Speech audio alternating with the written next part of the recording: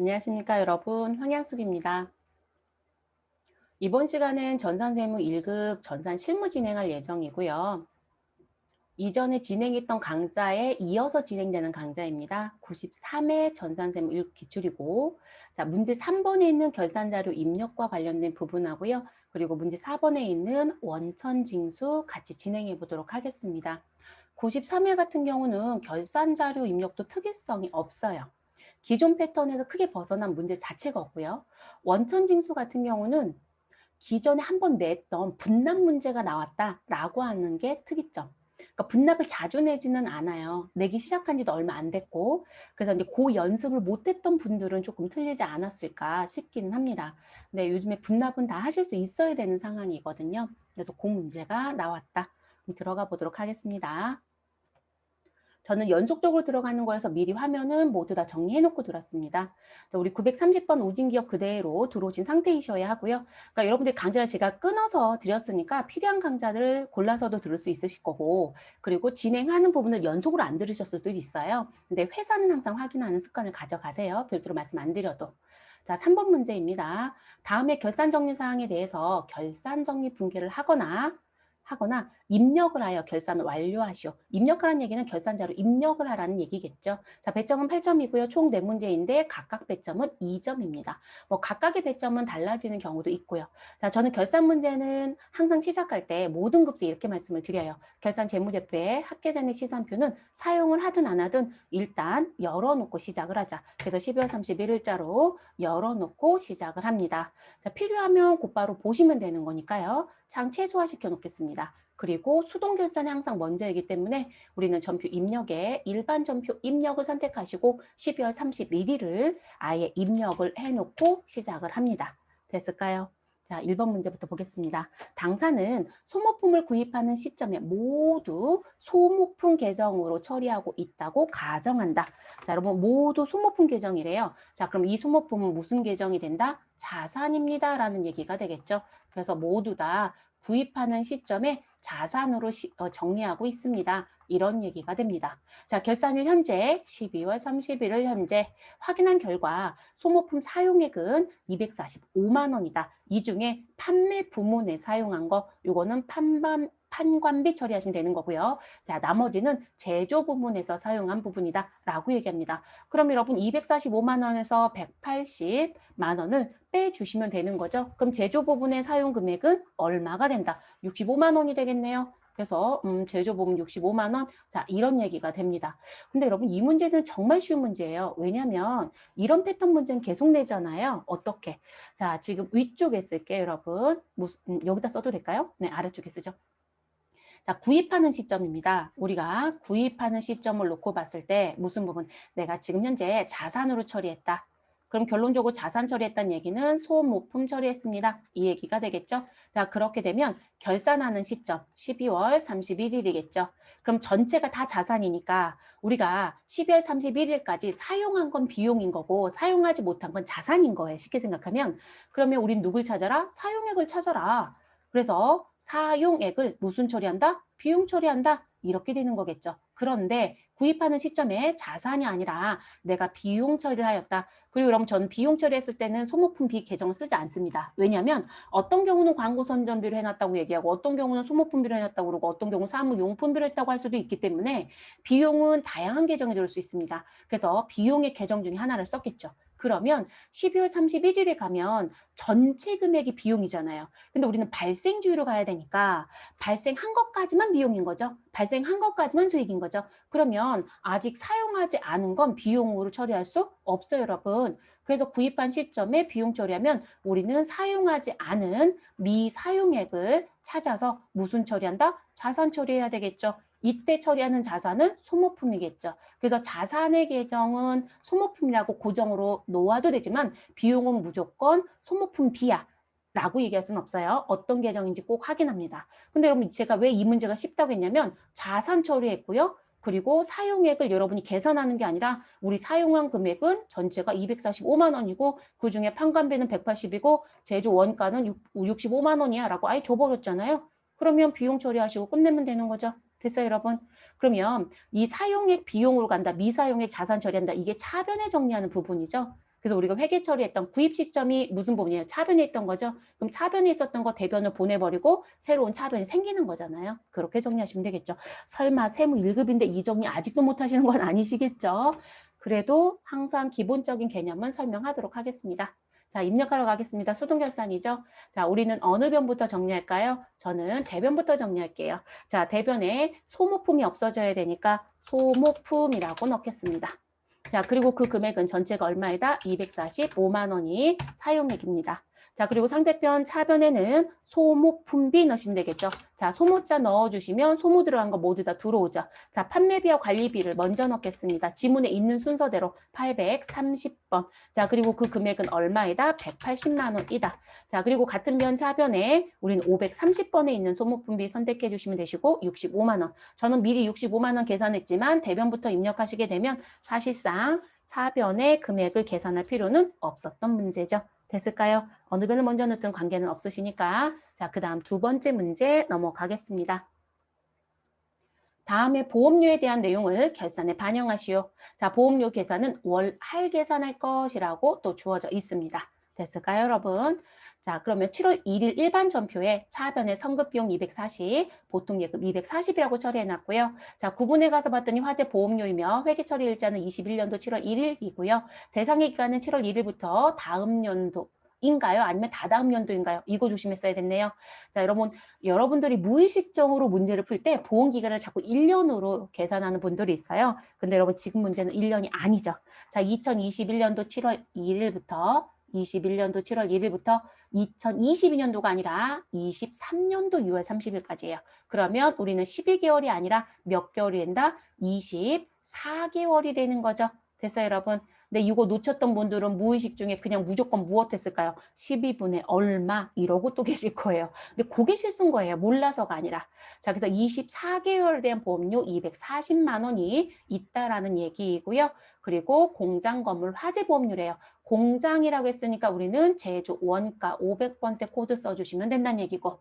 자, 상급 비용은 자산이다, 비용이다. 자산이네요, 여러분. 그러면 우리 지출하는 시점에 자산 처리하면 이것도 똑같이 1번하고 같은 패턴이죠. 그럼 지출하는 시점에 자산 처리하면 결산하는 시점엔 자산을 어느 변으로 보내고요? 대변으로. 그럼 여러분 자산은 쓰지 않았다. 기간이 지나지 않았다는 관점이에요. 그러니까 지나지 않은 부분을 전부 다 잡아놨는데 지난 것만큼 대변에 보내야 되겠죠. 그래서 자산으로 지출 시점에 처리하면 우리는 누구만큼 경과한 것만큼 경과금만큼 선급 비용을 감소시켜 주시면 되겠죠. 그리고 상대편 차변엔 누가 들어오면 된다. 우리 보험료라고 했으니까 여러분 보험료가 들어오면 되겠죠. 어떤 부분이든 어쨌든 비용 계정이 들어오면 된다는 원리죠. 됐어요, 여러분? 그럼 계산해 볼게요. 자, 지금 2년치 보험료 240만 원이고요. 곱하기 24개월 중에 우리는 금년도는 여기 경과는 언제다? 7월 1일부터 12월 31일까지. 그럼 6개월이네, 여러분. 그래서 24분의 6만큼 계산. 그런데 여러분 240만 원 24로 나누면 달달이 10만 원이죠. 네, 지난 건 얼마이다? 60만 원이다라는 얘기가 나오네요. 됐어요? 더 하실 일 있을까요? 없죠. 자, 입력하러 가겠습니다. 이 부분도 수동이다, 자동이다? 누가 봐도 수동이죠, 여러분. 그럼 12월 31일자에 우린 전표에 가서 입력을 해주시면 되겠네요. 차변에 보험료 반드시 제조 원가입니다. 그래서 우리는 500번대에 있는 보험료를 선택해 주시면 되겠습니다. 520번일까요? 21번이네요. 자, 그리고 금액은 얼마? 우리 60만 원 정리했죠, 여러분? 네, 60만 원. 자, 그리고 상대편 계정 대변에는 선급 비용 전이시켜 주시면 되겠습니다. 그래서 60만 원. 됐어요? 더 하실 거 있을까요? 없죠. 네, 다른 내용 정리하라는 건 없었으니까. 그 다음 세 번째 문제로 넘어가도록 하겠습니다. 그러니까 지금 현재 2번 문제는 그 1년이 아니라 2년의 계약 기간이었다라는 게 사실 함정이었던 거예요. 네, 그거만 실수 안 하셨으면 정말 쉬웠던 문제죠. 자, 기말 현재 장기 차입금 내역과 상환 방식은 다음과 같다. 여러분, 장기 차입금 나오면 항상 따라다니는 얘기가 있죠. 유동성 대체. 자, 은행은 절세와 구리은행이고요. 12월 31일 잔액은 5천만 원과 1억 있습니다. 자, 만기 일자는 우리 절세는 언제? 2022년도 4월 30일. 자, 구리은행은 언제? 2023년입니다. 근데 여러분 문제는 뭔가요? 2023년도이면 1년 이내 만기가 도래하지 않는다는 얘기가 되죠. 자, 상환 방식은 만기 상환입니다. 일시로 상환하는 모양입니다. 분할 상환이면 여러분 상환 최초부터 시작해서 분할로 상환해 주셔야 되는 거고, 자, 여기는 만기 상환이고요. 이자 지급은 매월 고정금리래요. 이자는 우리 관계 없어요, 여러분. 그럼 유동성 대체하는 금액은 얼마만 해주시면 된다? 1년 이내 만기가 도래하는 것만 해주시면 되죠. 그래서 절세은행 5천만 원만 수동결산에 반영하시면 되겠습니다. 자, 차변 누구 넣어주시고요. 장기 차입금 넣어주시고요. 자, 은행은 누구 넣어주시면 되고 절세은행을 넣어주시면 되겠습니다. 자, 차변의 금액은 5천입니다. 자, 상대편 대변엔 누구 넣어주시고 유동성 대체인 거죠. 네, 그래서 유동 입력하시면 유동성 장기 부채가 들어옵니다. 반드시 거래처 코드 꼭 넣어주셔야 된다는 거 잊어버리지 마시고. 됐죠, 여러분? 네, 정리 끝났습니다. 자, 네 번째 문제 가겠습니다. 자, 당사는 기말 현재 장기 투자 목적으로 보유하고 있는 매도 가능 증권, 이런 장기 투자 목적 매도 가능 증권은 투자 자산 코드 써야 되겠죠. 그래서 우리 코드 번호는 반드시 당좌 자산이 아닌 투자 자산에 있는 코드를 쓰자. 전 매도는 아예 자주 하다 보니까 코드 번호가 외워져 있어요. 네, 178번 쓰시면 된다는 얘기고요. 앞에 있는 123번 쓰시면 점수는 없습니다. 자, 시장성 있는 주식이고, 자, 이것도 중요하다 안 중요하다? 중요하다. 왜냐하면 매도 가능 증권은 시장성이 없는 또는 상실한 유가증권을 포함합니다. 그렇기 때문에 시장성이 있는 주식만 무엇한다? 우리 12월 31일자에 누구로? 공정가치로 우리 무엇한다? 평가한다라는 거죠. 만약에 시장성이 없다라고 하는 비상장 주식도 있으니까요. 그러면 공정가치 평가 안 하잖아요. 원가법으로 가니까. 그래서 이것도 중요했던 것이고, 자, 관련 자료는 다음과 같다. 자, 매도 가능 증권의 2021년도 결산 시 기말 평가에 대한 회계 처리를 하시오. 자, 매도 가능 증권 2020년도 취득한 수량은 3,000주이고요. 자, 1주당 취득 원가는 15,000원입니다. 자, 2020년도 결산일의 시가는 14,000원이고요. 이런 15,000원짜리가 14,000원으로 시가가 무엇하였다? 하락하였다. 그러면 우린 지금 현재 3,000주에 곱하기 얼마? 1,000원만큼 가치가 떨어진 거죠. 그럼 얼마가 돼요, 여러분? 우리는 300만 원이 되겠네요. 자, 이거만큼 우린 무엇이? 매도 가능 증권 평가 손실이 발생했겠죠. 자, 이것까지 추정해야 되겠죠. 자, 그리고 2021년도 기준거래는 없습니다. 하이픈이니까 없다. 자, 2021년도 결산일의 시가는 16,000원이 됐답니다. 됐어요, 여러분? 그러면 이 부분은 14,000원에서 16,000원으로 바뀌었네요. 그러면 얼마가? 2,000원이 올랐죠. 어쨌든 오른 금액은 계산하겠습니다. 자, 우리는 3,000주를 샀었고 그리고 시가가 상승한 건 2,000원입니다. 자, 그럼 요거 계산하시면 얼마가 된다? 여러분 2, 3원 6이니까 600만 원의 평가 이익이 생기네요. 그쵸, 여러분? 자, 그러면 매도 가능 증권은 600만 원만큼 무엇 하시면 돼요? 상승한 것만큼 증가시켜 주시면 되죠. 그런데 여러분, 우리 지금 현재 2021년도에 들어온 부분은 재평가죠? 그쵸? 최초 평가가 아니라 재평가예요? 그럼 재평가를 할 때는 항상 누구랑 평가를 하는 게 맞다. 우리 재평가는 얼마 주고 샀습니다 라고 하는 최초의 취득 원가와 재평가하는 시점의 시가만큼이 장부의 계상이 돼야 돼요. 그러면 지금 이 노란색으로 제가 표시한 부분, 그럼 15,000원 주고 샀던 아이가 16,000원이 됐습니다 라고 한 거기 때문에 사실상 두 금액의 차이만큼 정리해보면 우리는 시가는 얼마만큼밖에 상승 안 한 거예요, 여러분. 300만 원밖에 상승을 안 한 거죠. 그래서 재평가할 때 항상 뭐라고 얘기해요, 여러분? 기존에 평가 부분과 관련된 부분에 반대가 있으면, 왜냐면 여러분 이거는 이익이에요. 근데 기존에 평가했을 때는 손실이었잖아요. 그럼 이익과 손실은 반대 성격이죠. 그럼 무엇 하셔야 된다? 상계하고 잔액만 남겨야 되는 거죠. 그래서 항상 우리 무슨 부분? 최초의 산 금액, 취득 원가와 평가 시점의 시가의 차이만큼만 무엇으로? 장부에 남겨져야 해요. 그게 원칙이에요. 그래서 우리는 평가이익 300만 남겨줘야 합니다. 그래서 우리 평가 손실 무엇 하자? 우선 상계하자. 그리고 정리. 자, 이것도 수동결산입니다. 그럼 일반 전표에 입력을 할게요. 저는 차변에 먼저 넣겠습니다. 그리고 매도라고 넣으면 계정이 두 개가 뜹니다. 하나는 123번, 하나는 178번. 123번은 당좌자산이고 178번은 투자자산이에요. 반드시 투자자산 178번 선택해 주시고요. 됐을까요? 금액 600만 원 증가시키면 우리 금액이 올라가겠죠. 자, 그리고 상대 계정 대변에는 차변에 있었던 누구요? 매도, 가능증권, 평가 손실을 무엇하신다? 상계한다 라는 거죠. 얼마 상계하자? 300만 원 전액 상계합니다. 그리고 나머지 금액만큼 매도, 가능증권, 평가, 이익 처리해 주시면 되겠죠. 이 문제는 세무 2급부터 지속적으로 출제했던 문제이기 때문에 뭐 세무 1급이라고 해서 난이도가 있거나 하는 문제는 아닙니다. 결산 문제는 가장 기본 문제만 냈네요, 여러분. 어려운 문제가 있었다 없었다? 아예 없었어요. 네.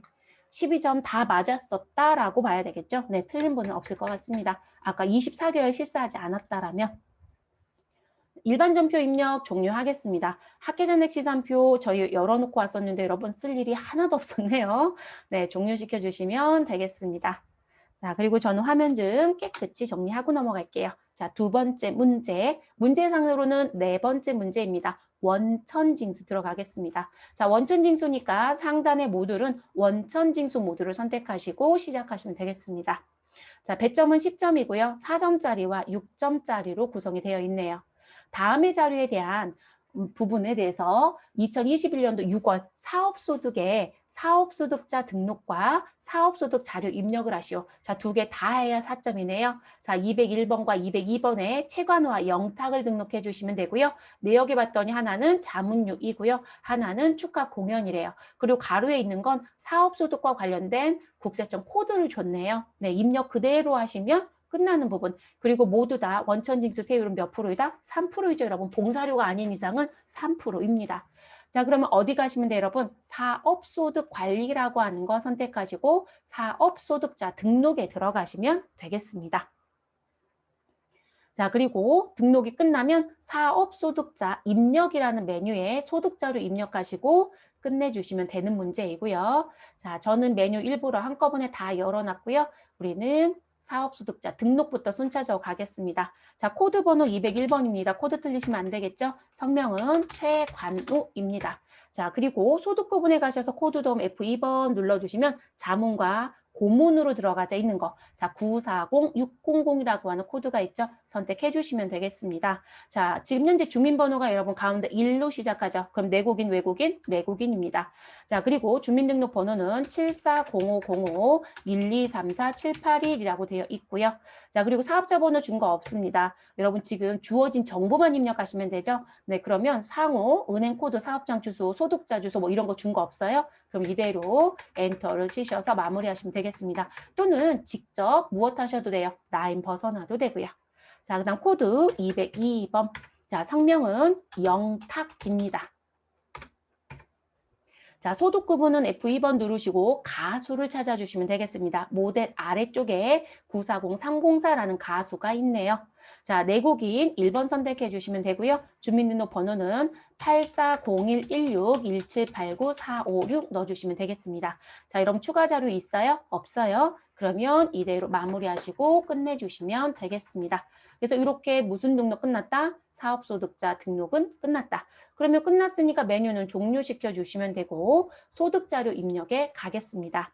자, 지금 여기 보시면 우리 2021년도 6월에 사업소득이라고 되어 있고요. 지급일자 하나는 6월 5일이고요. 하나는 6월 30일입니다. 일자 입력하는 거 실수하지 마실 것. 자, 지급 연월일에 가셔서 우리 며칠을 넣는다? 6월입니다. 그럼 지급 연월일이에요. 그럼 채관후부터 먼저 넣을게요. 5일 넣어주시면 되겠죠. 자, 부서코드 관계 없으시고 코드 자리에 201번 넣어주시면 채관후가 등록했던 정보가 들어오게 됩니다. 자, 그리고 귀속 연일과 지급 영수 날짜 넣어주시면 되죠. 자, 귀속 연월일은 지금 현재 5월 달 거다, 뭐 몇 월 달 거다 따로 준 게 아니라 그냥 6월이라고 줬으니까 귀속과 지급은 같다. 이렇게 보시면 되겠네요. 자, 2021년도 6월 넣어주시고요. 그러면 상단 지급 연월일에 넣어놨던 6월 5일이 자동으로 따라 들어옵니다. 됐을까요, 여러분? 자, 지급의 금액은 얼마에다? 150. 그러면 150만 원 입력하시면 세율은 자동으로 3%가 들어올 거고요. 자, 그래서 소득세와 지방소득세 징수하고 차인지 금액이 나와집니다. 더 하실 거 있다, 없다? 없어요. 자, 그럼 체감요건 끝났습니다. 됐어요, 여러분? 그래서 여러분 사업소득은 여러분 틀릴 일이 있다, 없다? 없어요. 틀리면 이상한 거예요. 자, 그 다음 우린 위에 상단에 지급연월을 바꿔주셔야 됩니다. 여기다 같이 넣으시면 안 되죠. 30일이에요. 자, 그럼 위에 올라가서 6월 30일을 입력합니다. 자, 코드는 202번 영탁을 불러들여 주시고, 자, 2021년도 몇 월? 6월입니다. 자, 그러면 상단에 입력했던 지급연월 자동 반영된 거 확인 한 번 더 해주시고요. 지급액은 300만 원입니다. 자, 세율 3% 적용돼서 소득세와 지방소득세 자동 계산됐고요. 그대로 내려오시면 되겠습니다. 됐을까요? 자, 이렇게 입력하고 끝. 자, 여기에 유의사항은 지급일자가 다르다는 거. 그래서 지급일자 유의하셔서 입력하시고 끝내주시면 마무리됩니다. 4점 얻는 거 별로 어렵지 않았네요. 자, 그 다음 두 번째 문제 들어가도록 하겠습니다.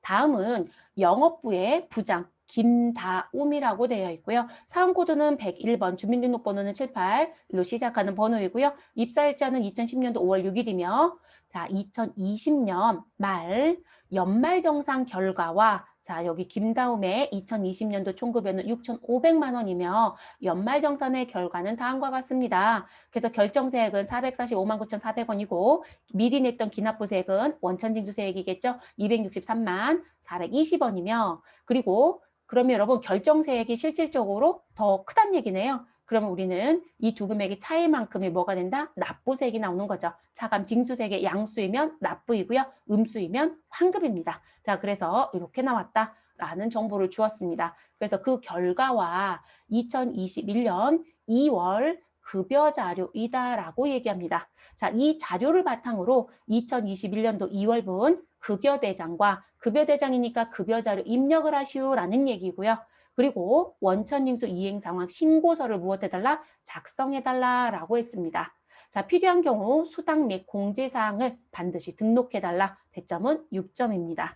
자, 2021년도 2월 급여 명세는 다음과 같으며 급여의 지급일자 며칠이다? 2월 28일이다 라고 주어져 있습니다. 자, 지금액 자리에 가셔서 내용 정리할게요, 여러분. 자, 기본급은 과세급여이다, 비과세급여이다. 과세. 저는 한글 과자로 쓸게요. 자, 그리고 가족수당 누가 봐도 과세. 자, 야간근로수당 위에 봤던 여러분 영업부 부장이다라고 되어 있어요. 자, 영업부는 사무직이라고 보셔야 되겠죠. 그럼 여러분 사무직의 무엇은 야간근로수당은 과세예요, 여러분. 그런데 여러분이 알아두실 게 뭐냐면 우리가 일반적으로 영업부의 부장이다라고 하면 사원 등록에서 벌써 우리 생산직 여부를 뭐로 줬을까요? 부로 줬겠죠. 그렇기 때문에 지금 여러분들이 수당 등록할 때요. 이 야간근로수당은 과세로 등록을 하든 아니면 기본적으로 제공하는 비과세 설정으로 되어 있는 걸 사용하든 상관이 없어요. 그래서 이 부분은 사실상 채점에 영향을 주지 않습니다. 새로 등록하라는 얘기가 아니면. 그래서 여러분이 과세로 무엇해도 된다. 과세 추가 등록을 해도 되고요. 미리 등록되어 있는 비과세를 무엇하겠다. 나는 그냥 사용하겠다. 라고 해도 문제가 되지 않는다고요. 됐을까요? 자, 그래서 어떤 걸 하든 상관이 없습니다. 저는 그냥 사용 쪽으로 가겠습니다. 자, 월차 수당은 누가 봐도 과세입니다. 식대는 과세 비과세 확인해야죠. 자, 별도 식사 제공이 없대요. 그러면 금전으로 주는 건 10만 원까지 뭐가 될 수 있다? 비과세가 될 수 있다가 되죠. 자가운전 보조금 30만 원이요. 본인 차량을 업무에 사용하고 자, 분명히 본인 차량입니다. 그리고 별도 여비를 지급하고 있다 없다? 안 하고 있대요. 그럼 자가운전 보조금은 과세이다 비과세이다? 비과세이다 라고 얘기가 되겠죠. 됐어요? 자, 공제 쪽에 가서 봤더니 국민연금부터 지방소득세까지 모두 나와져 있고요. 자, 비고란의 내용을 봤더니 국민연금, 건강보험, 장기요양보험, 고용보험, 소득세, 지방소득세는 요율을 무엇하고요? 무시하고 주어진 자료를 무엇한다? 이용한다. 결론적으로 여러분, 지금 여러분들이 급여 자료를 지급액을 넣었더니 자동으로 들어오는 숫자가 있더라. 그 숫자 무엇해라? 무시해라. 그리고 내가 준 거대로 무엇해라? 다 입력해라. 이런 얘기예요. 직접 입력하세요 라는 얘기가 됩니다. 됐을까요? 자, 3번. 2020년도 연말정산으로 인하여 우리 추가로 납부해야 되는 금액이 지금 현재 28,980원이에요. 거기에 지방소득세까지 더하면 근 200만 원 내야 되는 거죠. 자, 그래서 추가로 내야 되는 200만 원의 납부세액이 있습니다. 자, 그런데 이 추가 납부세액은 몇 개월 동안? 3개월 동안 균등하게 무엇하겠다? 분납하겠다라고 합니다. 자, 여러분 이 납부세액이 있으면 납부세액이 얼마가 넘어가면 10만 원이 넘을 때만 해당이 돼요. 10만 원 아래쪽은 분납이 안 돼요, 여러분. 그래서 우리가 분납을 한다라고 하면 납부세액이 10만 원이 넘어가게 되면 몇 개월 동안 3개월 동안 무엇할 수 있다? 분납할 수 있다. 그러면 결론적으로 우리는 언제예요? 2월 달 급여는 3월 10일 날까지 신고 납부해야 되죠, 여러분? 그쵸? 그래서 3월에 신고하는 거, 4월에 신고하는 부분에, 5월에 신고하는 부분에 무엇한다? 균등분납이에요. 그럼 균등분납은 뭘까요? 우리 지금 나와져 있는 금액이 30만 원이다. 납부세액이. 그러면 나누기 3을 하는 거예요. 균등이니까. 그래서 3월에 10만 원 납부하고 4월에 10만 원 납부하고 5월에 10만 원 납부하고 그런 걸 균등하게 분납한다는 표현입니다. 그거를 하겠다고 합니다. 여러분 이 분납 결정은 회사가 하는 게 아니고 종업원이 하는 거예요. 네, 종업원이 선택했겠죠. 됐을까요? 자, 그리고 추가적인 자료 더 있나요? 없죠. 요거로 끝나는 부분입니다. 그러면 우리 이 부분 정리할게요. 그러면 순서는 뭘까요, 여러분? 급여 자료 입력하시고 분납 정리하신 다음에 원천징수 이행상환 신고서에 가야 되겠죠. 그리고 급여 자료 입력할 때 수당 공제 등록 부분이 있으면 등록을 먼저 하셔야 되고요. 자, 원천징수 쪽에 근로소득 관리에 우리 어디에 들어가시면 된다? 급여 자료 입력이라는 메뉴에 들어가시면 되겠습니다. 자, 급여 자료 입력 메뉴 들어가셔서 우리 몇 월 달 급여죠, 여러분? 2월 달 급여입니다. 자, 2월 달 급여니까 귀속은 2월, 지급은 언제 한다? 2월 28일. 그럼 지급 일자는 2월 28일을 넣어주시면 되겠습니다. 지금 제 거 왜 반짝했는데 메뉴가 조금 뒤늦게 뜨는 현상이 있네요. 여러분은 곧바로 들어왔죠, 여러분? 자, 들어가기 전에 저희는 수당 공제 등록부터 먼저 할게요. 그래서 상단에 있는 수당 공제 등록. 됐을까요? 자, 요거 눌러주시면 되시고요. 지금 나와져 있는 부분 중에 여러분 사용할 건 그대로 쓸게요. 자, 그럼 기본급은 그대로 사용해야 되는 거니까 열어두시면 되겠죠. 자, 그리고 여러분 지금 제게 사원 등록이 클릭이 됐었나 봐요. 자, 그리고 우리 상여는 사용해야 하네요. 안 할 거니까 상여는 사용 여부를 부로 바꿔버릴게요. 그리고 혹시라도 부로 바꿨을 때 등록된 정보가 있다 그럼 그냥 두시면 되고요. 자, 직직수당 사용한다 안 한다? 우리 직직수당 없어요, 여러분. 그럼 부로 바꾸고 할게요. 자, 월차 수당 있나요? 월차 수당 있네요. 그쵸, 여러분? 그래서 월차 수당은 사용할 거고요. 자, 그리고 식대, 비과세 있습니다. 그럼 그대로 쓰고 자가운전 보조금도 우리 현재 있죠. 그럼 그대로 사용합니다. 그리고 야간 근로수당 비과세로 있는 거 저는 그대로 쓰겠다고 했어요. 그럼 그대로 두시면 되고요. 그럼 여러분 지금 보시면 기본급 있었고요. 자, 그리고 월차 수당 있었어요. 자, 그리고 야간 근로수당 있는 거 그대로 쓰기로 했고 식대도 있었습니다. 자가운전 보조금도 있었고요. 누구만 추가 등록하면 돼요? 가족수당만. 그러면 우리는 과세 구분에 가서 과세 선택하시고요. 수당명에 가족수당이라고 넣어주시면 되고 자, 유형은 급여를 그대로 가시면 되겠죠. 자, 정기적 급여에 해당하실 거니까 그대로 가시고 사용 여부는 열어 두시면 되겠습니다. 자, 여러분 추가 등록할 거 더 있으신가요? 없어요, 여러분. 자, 그리고 이거를 순서대로 정렬 안 하셔도 돼요. 감점은 없으니까. 자, 그럼 여기까지 다 끝나셨으면 확인 버튼 누르고 나옵니다. 자, 귀속은 2월이라고 했으니까 2월 넣어주시면 되시고요. 지급일자는 2월 28일입니다. 자, 그럼 김다운 불러지는 거 확인이 되죠, 여러분? 자, 그럼 기본급부터 내용 확인하면서 순차적으로 입력. 자, 기본급 250만 원 넣어주시면 되고요. 자, 월차 수당입니다. 얼마이죠? 12만 원입니다. 식대 얼마인가요? 20만 원이고요. 자가운전 보조금 30만 원입니다. 자, 야간 근로수당 얼마죠? 40만 원 지급했고요. 자, 그리고 가족수당 얼마가 있었다? 30만 원이 있었습니다. 자, 그래서 전체 금액 모두 다 입력하면 여기 과세는 352만 원에 비과세는 30만 원이고요. 지급 총액은 382만 원이라고 나와집니다. 자, 국민연금부터는 주어진 정보 넣으셔야 되겠죠? 자, 국민연금 얼마에다? 15만 원이라고 했으니까 넣어주시면 되고요. 자, 건강보험료 얼마이죠? 20만 원. 자, 20만 원 입력하시면 장기 요양보험료는 건강보험료에 요율이 계산이 돼서 자동으로 들어오죠. 23,040원 동일하네요. 그럼 수정 안 해도 됩니다. 자, 고용보험은 현재 28,160원 동일하니까 수정 안 해도 되고요. 자, 소득세는 144,660원입니다. 그리고 지방소득세 14,460원 수정할 필요 없네요. 수정이 필요하면 다 맞춰주셔야 돼요. 우리 자동 반영되는 거 무시하고 직접 입력하라고 했으니까. 됐을까요, 여러분? 그러면 우리 2월달 급여는 입력이 끝났습니다. 그런데 우리 2020년도 연말정산했던 부분에 이 납부 금액을 분납하겠다고 했잖아요. 그러면 우리 메뉴에 들어가야 되겠죠. 그럼 분납은 어디에 있는지 확인하셔야 되겠죠. 그러면 또 위치를 못 찾으셔가지고 못 들어가시면 안 되시고요. 자, 그러면 지금 나와져 있는 메뉴 중에 여러분 여기 중도퇴사자 정산이라는 부분에 가시면 여러분 이게 누르실 때 실수하시면 안 되는 게 여기 중도퇴사 정산이라는 부분에 마우스를 가져가면 이렇게 역삼각형 모양 자리가 있고 요 중도퇴사 정산 자리가 있어요. 요 자리를 클릭하면 중도퇴사자 정산 메뉴가 열리는 거예요. 근데 그 안에 또 다른 세부 메뉴가 있으면 이렇게 역삼각형이 있다라는 건 아시죠? 그러면 여기 역삼각형 자리를 클릭했더니 연말정산과 누가 보인다? 분납 적용이라는 게 보이죠. 그러면 여러분들은 분납 적용 버튼을 눌러줍니다. 그러면 분납 적용 버튼을 클릭하게 되면 이렇게 분납 적용하는 창이 들어옵니다.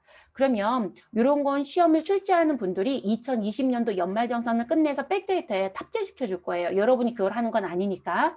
그러면 어느 부분 하단에 가면 연말정산 블록이라는 버튼이 있어요. 자, 여기 순서가 있습니다. 여러분들 작업을 하실 때요. 작업을 하실 때 일단 지금 제가 김다움 정보를 불러올 거니까 그리고 사원이 김다움밖에 없었고요.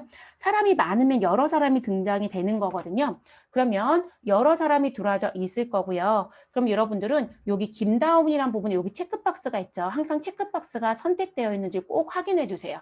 그러면 이거를 저는 항상 1번이라고 해요. 자, 그러면 김다움 체크되어 있는지 확인하시고 그리고 여기 하단에 오면 연말정산 블록이라는 부분이 있습니다. 그럼 연말정산 블록을 합니다. 근데 재밌는 건 연말정산 블록을 해서 여기에 반영이 돼요. 그럼 여기 연말정산 자리가 2020년 연말정산 정보가 들어오는 거거든요. 근데 들어왔단 말이에요. 근데 이 체크박스가 자꾸 해지되는 경우가 있어요. 그래서 반드시 체크박스는 꼭 확인해 주실 것. 자, 그러면 체크박스 확인해 주시고 그리고 나서 우리는 무엇 하겠다? 분납을 할 거잖아요. 그럼 옆에 보시면 우리 여기 들어온 소득세와 지방소득세 나누기 3 해야 되죠. 균등한다고 했으니까 나누기 3. 자, 그거 손으로 계산하는 게 아니라 컴퓨터한테 시킬 거예요. 그래서 여기 분납 계산이라는 부분을 체크하면 균등 분납이 됩니다. 균등에 대한 게 계산이 됩니다. 그래서 1차, 2차, 3차 이렇게 들어오는 거예요. 저는 아까 무슨 부분 2월달 급여에 반영해서 3월 10일에 내고 3월달 급여는 4월 10일에 내고 그리고 4월달 급여 5월 10일에 내서 요 3, 4, 5는 무슨 부분 제가 쓴 건 3월 10일 그리고 4월 12일, 5월 10일에 신고하는 부분에 들어가야 된다는 표현이고요. 그럼 2월달 급여는 3월 10일까지 신고를 하잖아요. 이해되셨어요, 여러분? 네, 그래서 여기 보시면 2월, 3월, 4월 들어온 게 그런 의미라고 보시면 되겠습니다. 자, 그러면 3번 눌러주시면 쫙 나눕니다. 그리고 우리 무엇하자? 급여 대장에 뿌려줘야 되겠죠? 그러면 분납 적용키를 눌러주시면 급여 대장에 분납이 적용이 됩니다. 됐어요, 여러분? 그래서 이게 순서라는 거. 그러면 우리는 이 순서대로 적용을 해보도록 하겠습니다. 자, 일단 김다운 사원을 무엇하자? 선택하자. 자, 지금 제가 빨간색으로 표시해서 그런데 여기 체크박스 선택하시면 되고요. 자, 연말정산 불러오기를 클릭합니다. 자, 그러면 우리 불러오겠냐고 물어보죠. 그리고 여기 혹시라도 손으로도 입력이 가능하거든요. 입력한 게 있으면 삭제됩니다. 라고 합니다. 자, 우리는 예 눌러서 자동 반영 받겠습니다. 그럼 적용됐다고 나오면서요. 시험지에 있었던 182만 8,980원과 18만 2,880원이 들어온 게 확인이 됐죠. 됐어요, 여러분? 자, 그리고 어느 부분 여기 사원 코드 자리에 체크박스가 선택되어 있어요? 해지되어 있어요? 해지되어 있죠, 여러분? 이 상태에서 이 분납 계산 누르면 이거 사원이 선택 안 됐다고 들어와요. 그러니까 반드시 체크박스 확인하시라는 거예요. 자, 선택해 주시고 우리는 분납 계산 버튼을 눌러줍니다. 자, 그러면 지금 현재 연말정산에 있는 금액을 1차, 2차, 3차로 반영하겠냐고 묻는 얘기예요. 자, 그러면 우리는 예 눌러줍니다. 우리 지금 공란이었던 거 다 확인했잖아요, 여러분. 그러면 요 금액 나누기 3이 돼서 1차에 60만 9,660원, 2차에도 동일하게 60만 9,660원, 3차에도 60만 9,660원 분납한다는 거 들어오는 거 보이시죠? 됐어요? 그래서 우리는 2월, 3월, 4월에 자동으로 분납이 됩니다. 그럼 우리 2월달 급여에 반영해서 3월 10일까지 신고해야 되겠죠. 우리 2월달 급여를 2월에 줬으니까요. 됐어요, 여러분? 그러면 여기 분납 적용 버튼을 누르시면 급여 대장에 반영이 된다는 거예요. 자, 분납 적용 눌러주시고 데이터 적용되었습니다 라고 나옵니다. 됐나요? 자, 그리고 창을 닫으시면 확인키를 누르면 우리 어느 부분에 이 자리에 분납이라는 글씨 보여요, 여러분? 분납. 그래서 이렇게 분납이라는 글씨가 보여질 거고요. 요거 말하는 거예요. 이건 여러분이 넣는 게 아니에요. 그러니까 여러분 제대로 반영을 다 끝냈다라면 이렇게 분납 버튼이 들어오게 돼요. 그리고 우리 아까 보였던 부분은 소득세와 지방소득세까지만 있었잖아요. 그 아래쪽에 연말정산소득세와 지방소득세, 농특세가 들어올 겁니다. 그리고 우리 내야 되는 거니까 양수로 들어오겠죠. 됐나요? 그러면 급여 대장까지는 작성이 끝났어요. 자, 근데 우린 이거로 끝내는 게 아니라 어디까지 해달라? 원천징수 이행 상황 신고서까지 작성. 자, 다 끝났으니까 저는 종료해도 되고요. 메뉴를 그대로 열어놔도 됩니다. 저는 일단 옆으로 이렇게 밀어놓고 원천징수 이행 상황 신고서에 좀 갈게요. 자, 근로소득 관리에 가시면 급여자료 입력 아래쪽에 원천징수 이행 상황 신고서가 있습니다. 자, 메뉴 선택해서 열어주시면 되고요. 자, 반드시 입력할 때 항상 확인합니다. 우리는 몇 월의 급여를 2월의 급여를 언제 주었다? 2월에 주었다. 그러면 귀속 2월과 지급 2월이 같다 다르다? 같아요. 귀속과 지급이 다를 수도 있어요, 여러분. 그거 꼭 확인해 주시고요. 자, 그러면 이 자리에서 우리는 몇 월을 선택하자? 2월. 근데 귀속과 지급이 같잖아요, 여러분. 그냥 2월을 치지 마시고 엔터 하세요. 그러면 복사가 되면서 따라 붙어요. 자, 그리고 우리는 정기신고였다라고 하면 수정신고가 아니면 그냥 엔터하면 정기신고가 자동으로 들어옵니다. 자, 그리고 우리 연말정산한 자료가 있기 때문에 이거 적용하겠냐고 물을 거예요. 우리 분납하고 왔잖아요. 그쵸? 네, 적용할 거니까 무슨 기? 예라는 버튼을 클릭합니다. 자, 그러면 2월달 급여에 해당되는 건 간이색 A01 자리에 한 명과 총 지급액과 소득세가 반영이 되고요. 그리고 연말정산은 A04부터 어디까지 A06까지가 해당되는 자리예요. 그래서 6,500만 원 분명히 총급여 6,500이라고 했으니까 이거 들어와야 돼요. 6,500 들어온 거 보이시고 내야 되는 납부세액은 182만 8천 얼마에다 여러분 제가 노란색 선택을 잘못해서 지금 이런 상황이 나왔네요. 지우고 싶은데 또 지우는 버튼이 안 뜨네요. 제가 키를 지금 하나 잘못 눌러서 너무 과욕을 했나 봐요. 자, 요거 선택하고 싶어서 눌렀던 건데. 자, 182만 8,980원. 여기 자리 들어온 거 보이시죠? 네, 그리고 그 금액 중에 우리는 아까 분납하기로 했던 금액 얼마였어요, 여러분? 60만 9,660원. 자, 지금 어느 부분에 A06이라는 부분에 분납을 하기로 했기 때문에 납부 금액의 전체가 들어오는 게 아니라 60만 9,660원이 들어오고요. 그러면 182만 8,980원에서 60만 9,660원 뺀 나머지가 분납 금액의 잔액이 남는 거예요. 됐어요? 자, 그렇게 해서 정리가 됩니다. 그럼 최종적으로 2월 달에 내야 되는 세금은 2월 달 급여와 관련된 14만 4,660원과 분납하기로 했던 3분의 1에 해당되는 금액 60만 9,660원이 반영이 돼서 75만 4,320원을 납부하게 됩니다. 됐어요? 요거를 다음 달에도 똑같이 하겠죠. 근데 분납 버튼은 다시 안 눌러요, 여러분. 분납을 한번 적용해 놓으면 그 다음 달에 그냥 자동으로 다 따라 붙는 거예요. 그래서 연말정산 신고하는 최초월 있죠. 그때 신고하는 거예요. 그래서 여기 신고 부분에 보면 우리는 원천징수를 매월 신고하고 있으니까 매월 자리 체크되어 있고요. 우리 연말정산 자료 반영했기 때문에 연말 자리 체크된 거 보이시죠? 이건 여러분들이 체크하는 게 아니에요. 프로그램 우리 프로세스 연동에 따라서 자동 체크가 되는 거거든요. 됐을까요? 자, 다 끝났으니까 무엇 하시면 된다? 종료하고 나오시면 된다. 여긴 저장 버튼 없죠, 여러분? 그래서 메뉴를 무엇 하시게 되면 종료하게 되면 저장하겠냐고 묻죠. 반드시 저장하셔야 됩니다. 이해하셔야만 데이터가 저장이 됩니다. 됐을까요? 이렇게 하고 끝내시면 우리는 몇 점을 획득하였다? 6점이요. 네, 6점을 획득하였다라고 보시면 되겠습니다. 이 2번 문제는 1년에 여러 번 내지는 않아요. 많이 내야 1년에 한 번 정도 내는 것 같고요. 그리고 이거는 최근의 형태 문제라고 보셔야 돼요. 그리고 여러분들 이건 저는 제가 올바른 문제라고 했잖아요. 그리고 내줬으면 좋겠다라고 했던 문제거든요. 왜냐하면 어떤 의미를 갖고 있다? 분납하는 사람이 많아요. 그러니까 처음 보신 분들 이거 되게 당황스러워 하거든요. 그리고 혹시 몰라 하나 더 추가 말씀드릴게요. 자, 사원 등록 쪽에 추가 문제를 냈는데 나는 무엇 하겠다고 내는 세금에 대해서 정리를 하고 싶다는 부분에 무슨 얘기를 또 선택하실 수 있냐면 아이고 추가사항. 자, 추가사항 탭에서 나오는 게 여러분은 중소기업 취업감면은 벌써 해봤을 거고요. 자, 중소기업 취업감면 쪽에 내용에 들어가시면 하단에 소득세 적용률이 있어요. 혹시라도 시험에 이 문제를 내면 이 자리에 와서 해주셔야 돼요.